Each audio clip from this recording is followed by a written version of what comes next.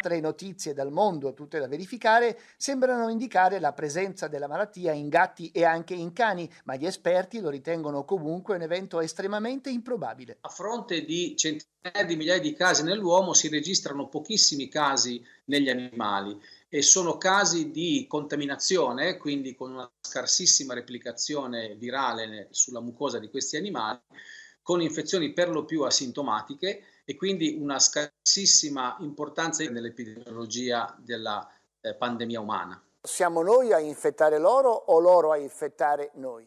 Siamo sicuramente noi a infettare loro.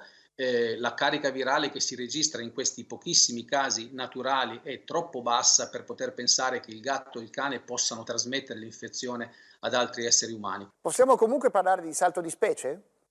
E no, il salto di specie non c'è perché il virus in questo momento è ben adattato alla specie umana e se ne guarda bene dal cambiare. L'uomo è la specie tra le più abbondanti, è una specie che ama la promiscuità, che viaggia molto, ha una vita sociale molto intensa, perché un virus che si trasmette per via respiratoria tra uomo e uomo dovrebbe trovare conveniente infettare un gatto o infettare un cane?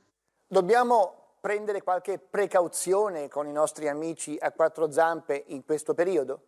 Sì, soprattutto per loro. Quindi un principio di precauzione è quello di trattare i nostri animali esattamente come tratteremmo altri familiari se noi fossimo infetti. Quindi il cane o il gatto dovrà essere accudito da altri familiari e la persona positiva dovrebbe non avere contatti diretti con il proprio animale. Sono in arrivo dei test rapidi anche per loro? Noi stiamo studiando un test non rapido, un test fatto in laboratorio per studiare la risposta anticorpale nel cane e nel gatto. Se questo coronavirus dovesse passare ad un gatto o ad un cane, anche in presenza di un'infezione asintomatica, lascerebbe questa traccia che noi poi andiamo a ricercare. Tantissime le fake news